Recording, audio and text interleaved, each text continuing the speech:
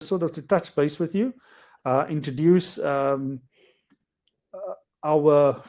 what was I? Oh yes, introduce assignment 2, and sort of field any questions in assignment 2.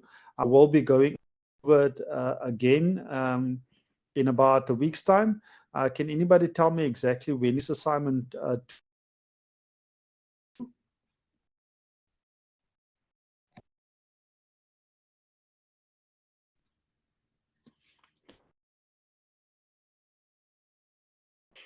Let's have a look.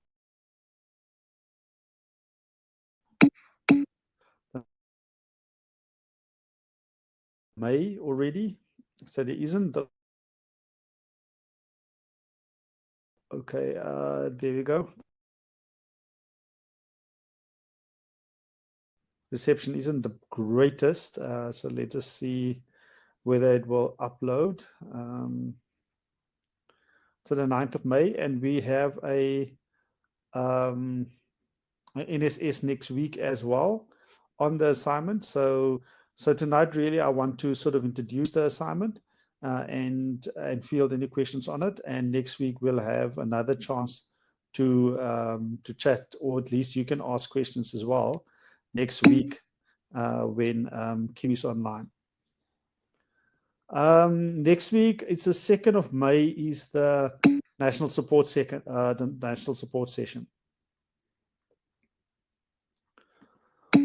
Alrighty, awesome. So this session is being recorded. As I said, it's not going to be too long. It's only going to be about 20 minutes until the lights start going wonky again. So what I want to do is just chat briefly about it. So let's start off. So the first thing is the format of the assignment is very much similar to the previous one.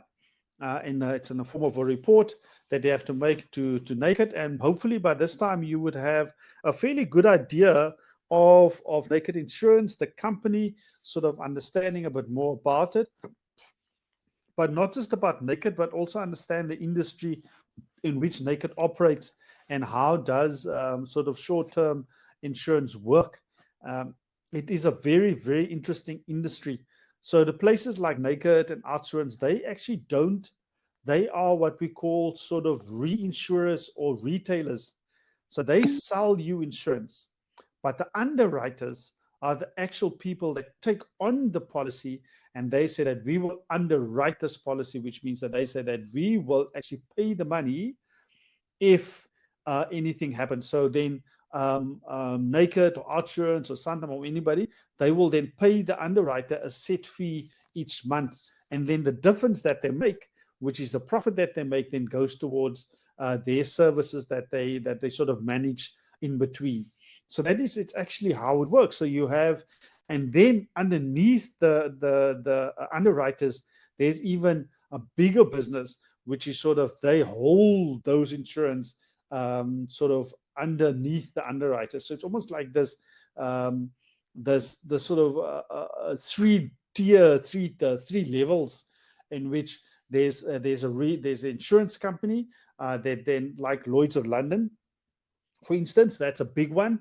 There's a couple of other big ones. There's only a handful of them, a few very, very big ones. And then what happens is that they will then have underwriters. The underwriter will then hold the policy. Naked Insurance, Santam, Auto in General, all of these companies, King Insurance, all of them, they would then sell to you. They would manage the client relationship.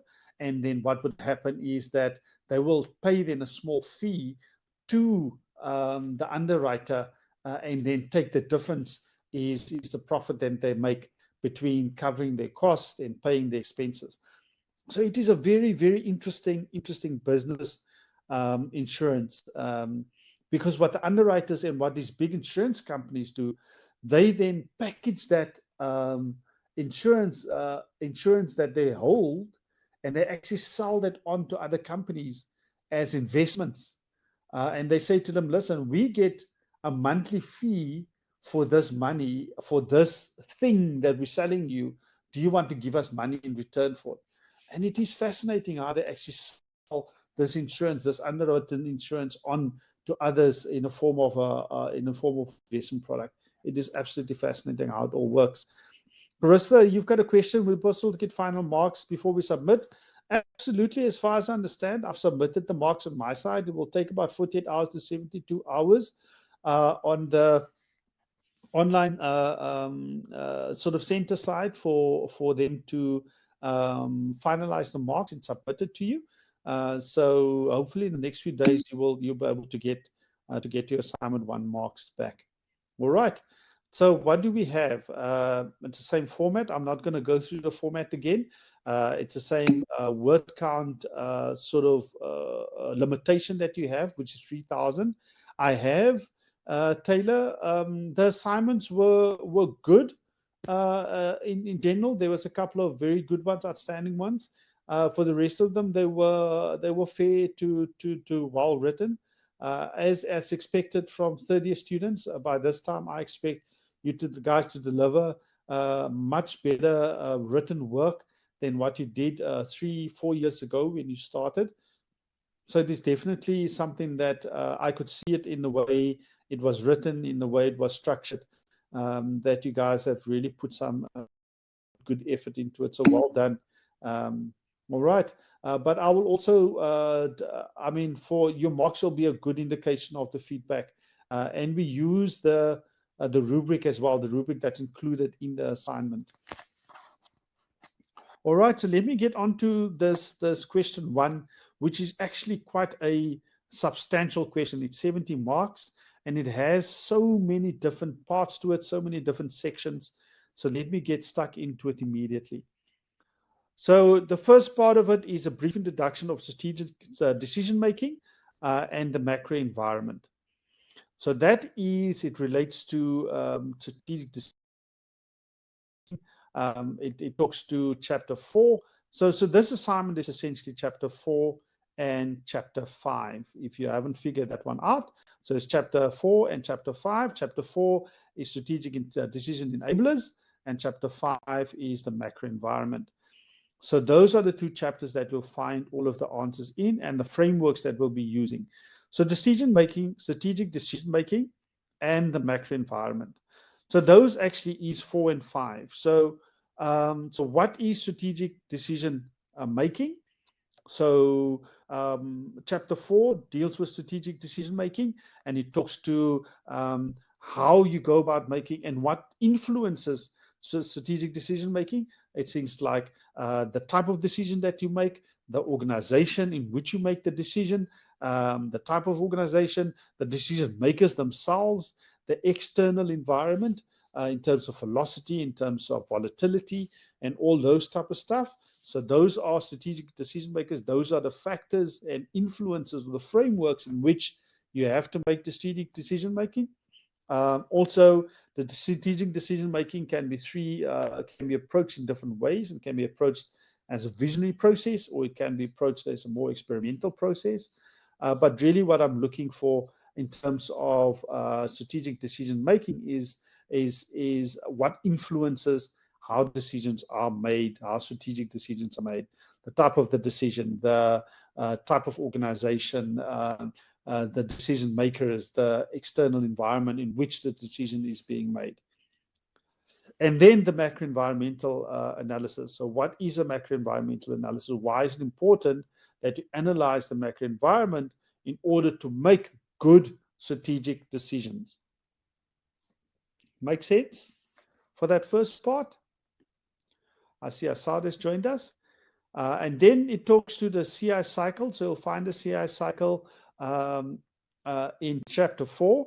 Complete a CI cycle for NAKED's consideration and add small business insurance to their policy options.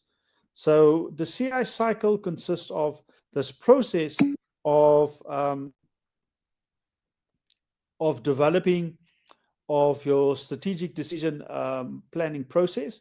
So part of the strategic decisions is they want to add small business insurance to their policy option. So that's a decision that they have to make. So that's a strategic decision.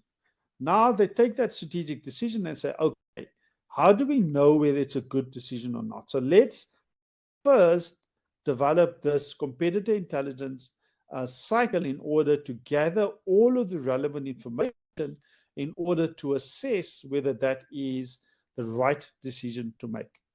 So, starts off with step 2, key intelligence topics. So you have to set up a range of key intelligence topics. You then have to put together a assessment or collection plan.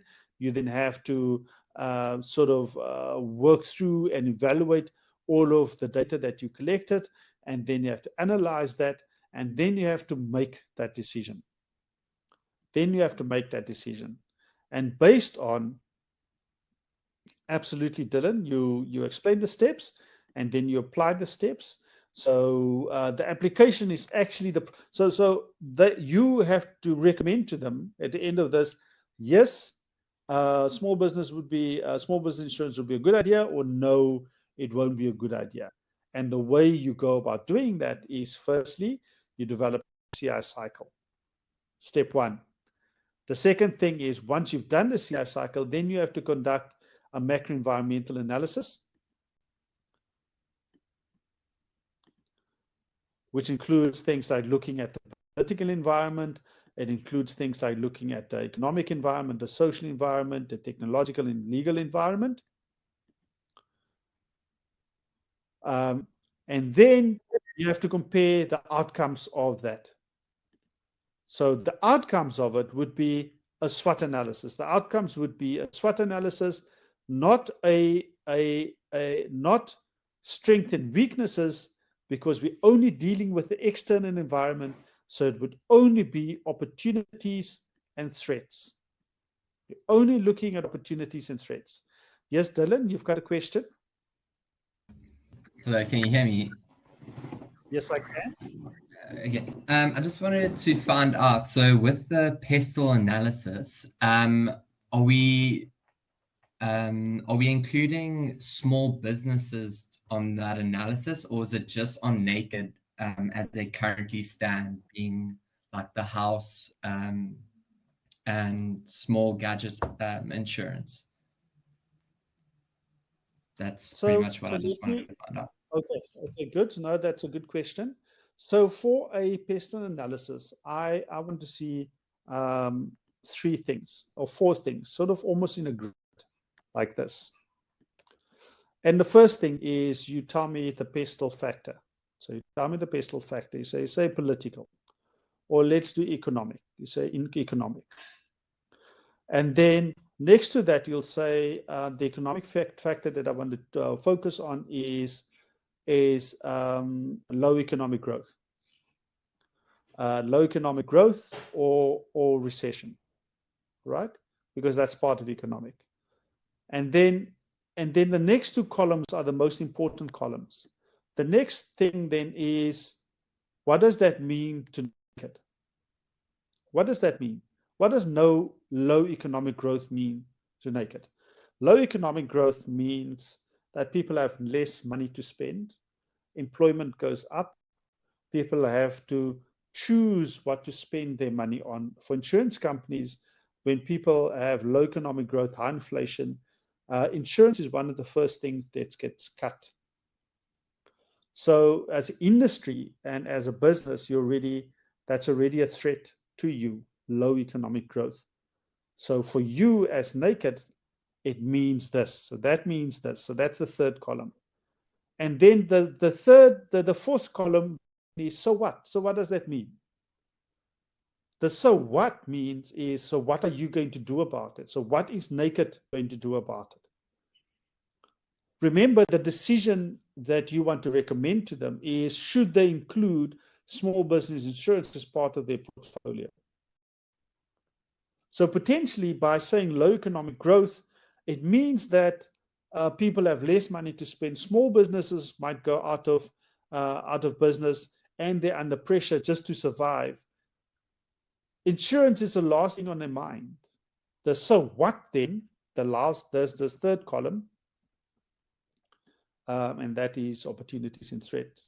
The 3rd column, the 4th column, means that, therefore, in a small business, adding small business insurance to the portfolio of naked would not be an opportunity for them, because in the short term, or in the short and medium term, which means the next 2 to 3 years, that particular market is going to be under pressure, and selling them insurance is not going to be a viable option for Naked. Does that make sense? So let me give you another pestle example. So let's say we talk about legislation. So legislation. So we talk about legislation. So we say legislation, the LS legislation, and we talk about say that one part of the legislation, a new law, and this is just fictitious, a new law has come into being in which all small businesses must have insurance, or else they are going to be deemed illegal. So what does that mean? So it means to Naked, it means that as a business, there's an opportunity to be selling insurance to small businesses. So what? This column. So what? It means that there's this opportunity that can be exploited by including small business insurance into their portfolio of brands, and that is an opportunity. This is the process in which, when you do a pest analysis, it's understanding the factor, political, economic, social, technological, environmental, legal, then picking out of that factor an element that is within that factor. For social, it might be demographic. For legislation, it might be a specific law. For environmental, it might be low rainfall or floods. Floods is a big thing. For political, it might be the national or the general elections next year, which potentially might result in political instability and so forth. So that's an element. This is the factor. This is the element. This is what does that mean for the company, and then the so what. So what are you going to do about it? And then, is that an opportunity and is it a threat? And that is what I want to see. So whether you write it out, whether you put it into a table, that is sort of the flow for any pest analysis.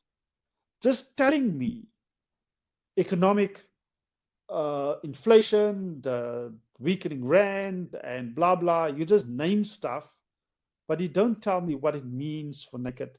You don't tell me what they're going to do about it or what they should be doing about it. And you don't tell me whether it's an opportunity or a threat to them. It means nothing. Telling me that the rand is weak against the dollar means nothing. Telling me that there's going to be floods means nothing. Telling me that in terms of demographics, in terms of social or political instability due to general elections, telling me all of those things means nothing if you don't tell me what it means for the business and the so what. So what must they do about it? What should they do about it? And then, is it an opportunity and a strength? That then ties into the next question, which is compare the outcomes of the SWOT analysis, which is the opportunities and strengths, for both Naked's current policy offerings. So you're then going to have to look at the opportunities and strengths, opportunities and threats in terms of their current offerings, and the SWOT analysis of a small business insurance policy options, respectively. Is there an opportunity? Does their current policy offerings have opportunities? Does it have? Is the threat? Is it a strength, or is it a weakness? Conclude whether it is an interest of Naked small business. Can I delete this quickly just to see small business insurance policy offerings? Okay. So the last part of the question is conclude whether it is an interest of Naked. Okay, let me just delete that. Oh, that's still there. Okay, no, it's not that. Eraser. There we go. Okay, dokie. Let me just see. There you go. Conclude with in the interest of. So it says conclude whether it's in the interest of naked to acquire Grenadilla insurance. Provide reasons for your answer. If you do this part properly, then this is 2 or 3 sentences. Yes, based on the analysis, based on a macro environmental analysis, which shows that there's opportunities in this, in this, in this area, based on a SWOT analysis, which means that there's opportunities and based on the strengths and weaknesses of the business, based on everything that I've said above, yes, we should, Naked should acquire Grenadilla insurance because it will give them da da da da da. Or based on this analysis of the macro environment, based on the CI cycle that was done, and all of the data that was gathered and all the information that was analyzed, it is not a good idea, or it is not the right strategic decision at this moment to acquire Grenadilla insurance for these reasons. Make sense?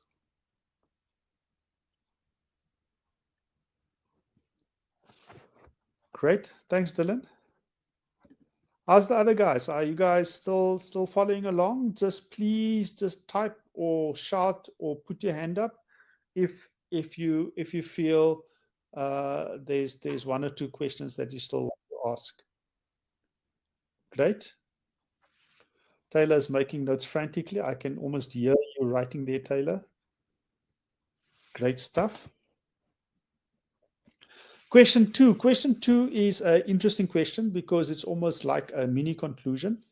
Declare any limitations and disadvantages of the analysis tools used in question 1 for your report. So essentially what it says is that what are the limitations of doing a pestle analysis and of a SWOT analysis, or any macro environmental analysis, the limitations of doing a macro environmental analysis. Can somebody give me a page number for this? This is in chapter 5. Limitations, it's complex. There may be conflicting and contradictory changes. Pace of change is increasing. Inaccurate at times. Complex, time-consuming process that must happen frequently. Info sources must be appropriate, and the information to inform future strategies. The use of current information to inform future strategies. That's what it is, page 168. Thank you very much, Dylan. Inherent in a macro environmental analysis is that you don't have all the information. And as part of that is this issue of VUCA. Do you guys know what VUCA is? I think I might have mentioned it last time. It refers to the environment in which we're currently operating in. Yes, Dylan? So they said of the analysis tools. So I basically, for that section, I did limitations for each analysis tool.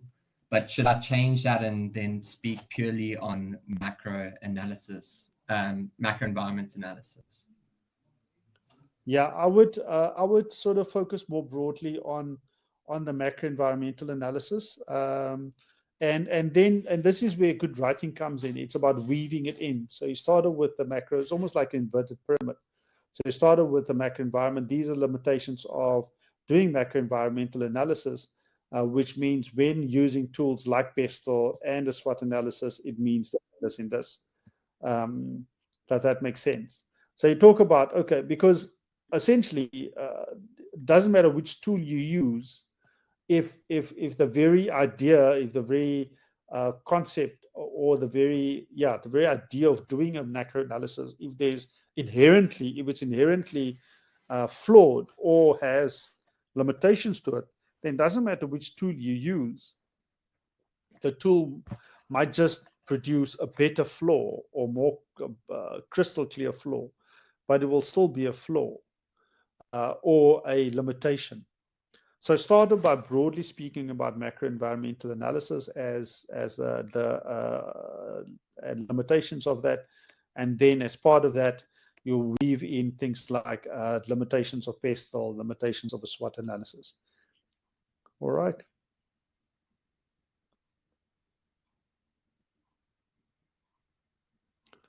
There's a very interesting section in chapter 4 where it talks to a framework for strategic decision enablers, and it deals with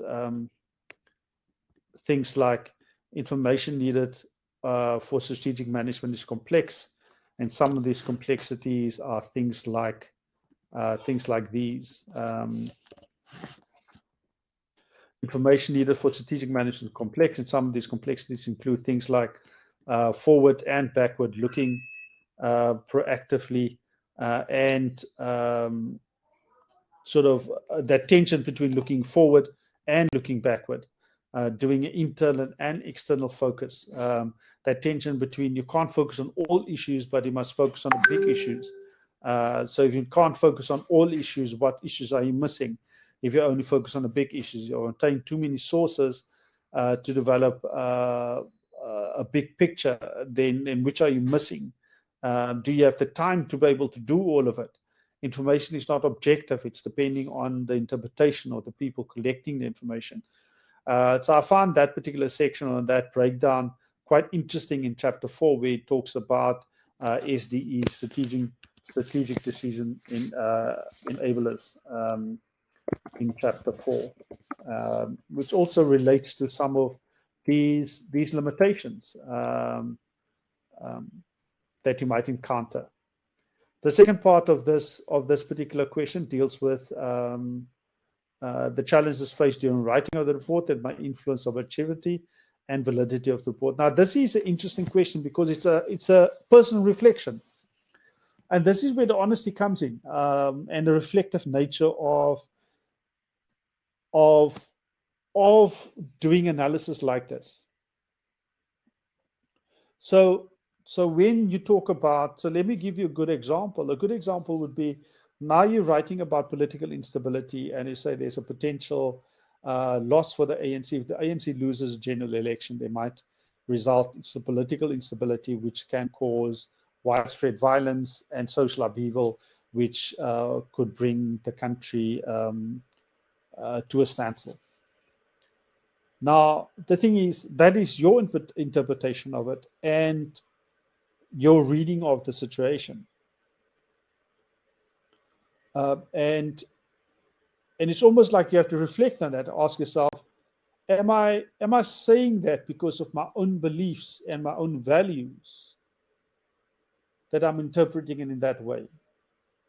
You might talk about sort of environmental issues, and you might interpret certain environmental issues in a certain way, and you might be talking about things like green energy, or you might be talking about sustainability, and you almost have to reflect and ask yourself, am I interpreting this particular issue and the impact of it because of my own values and my own framework and my own way of looking at the world? And that's a very, very interesting question, because it almost brings, because and this is what makes it such an interesting question, because right after you talk about the limitations, one of the key limitations of environmental analysis is that the fact that it's done by people. It's done by people with their own value system, with their own view of the world, with their own way of interpreting information, based on their own personal experience, based on their own socialization. And it is by its very nature a subjective process. Now, you have been employed and been contracted by a company to give them an objective opinion. But how much of that opinion is truly objective, if by the very nature of analysis it is subjective? Man, that's such an interesting thing to think about. Almost like get your head into knots. And that's what I'm looking for in this question, is a bit of that reflection. And this is a real thing, because when you deliver reports like this as a consultant, you have to tell your client that, when I was writing this, these are some of the things that I encountered upon reflection that might be some of my own stuff, that might be some of my own values, the way I see it and the way I've interpreted. Does that make sense at all?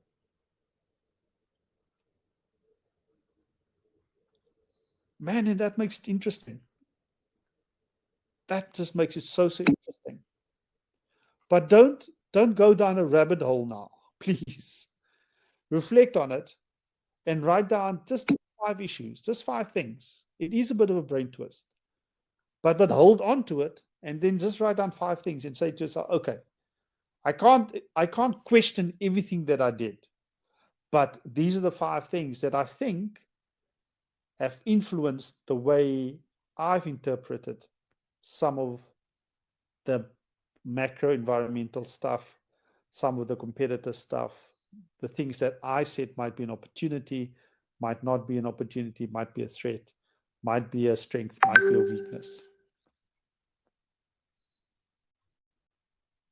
Right. Cool. I think I'll leave it there for this evening.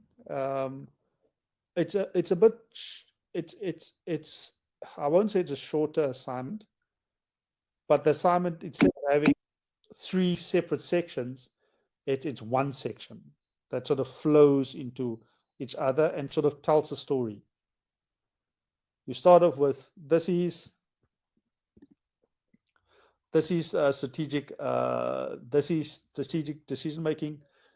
It's influenced by these things. Macro environmental analysis. This is what it consists of.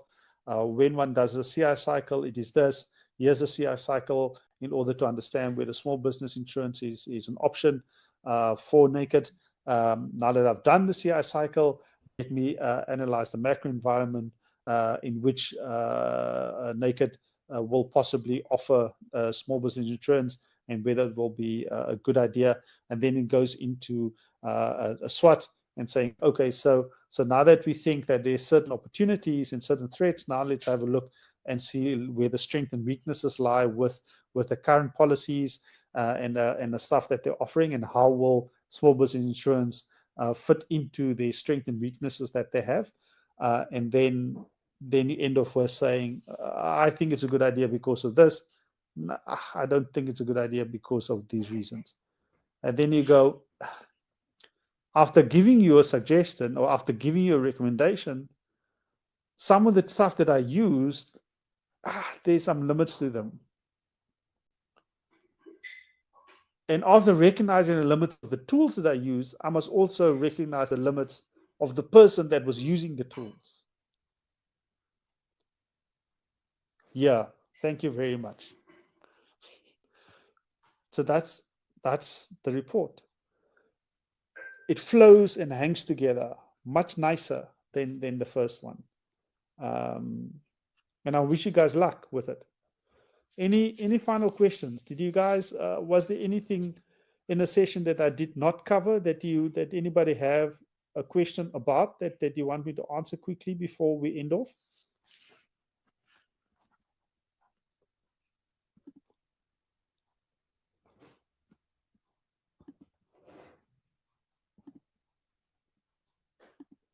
All right. I am an email away. You guys can also post things on the WhatsApp group as well. So all of the best in getting this assignment done and getting it submitted. And please don't forget your ICE tasks that are there. There's a whole bunch that's due by the 25th of May. Get it done. And thank you for everybody that has taken the time to connect this evening, and have a good evening further. Cheers, guys. Yes, Taylor, you've got a question?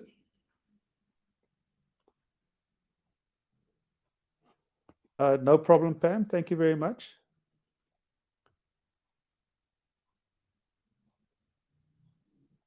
Five out of 7 is perfect. That is perfect. Thank you. You'll get 10% for that.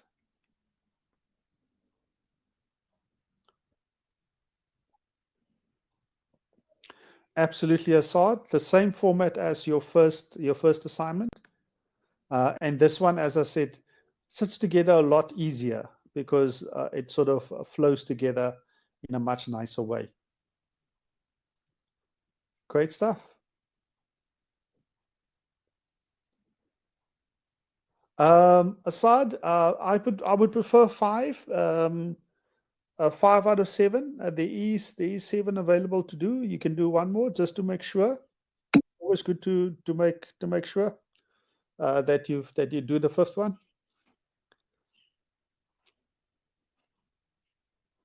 Awesome, guys. Have a great evening.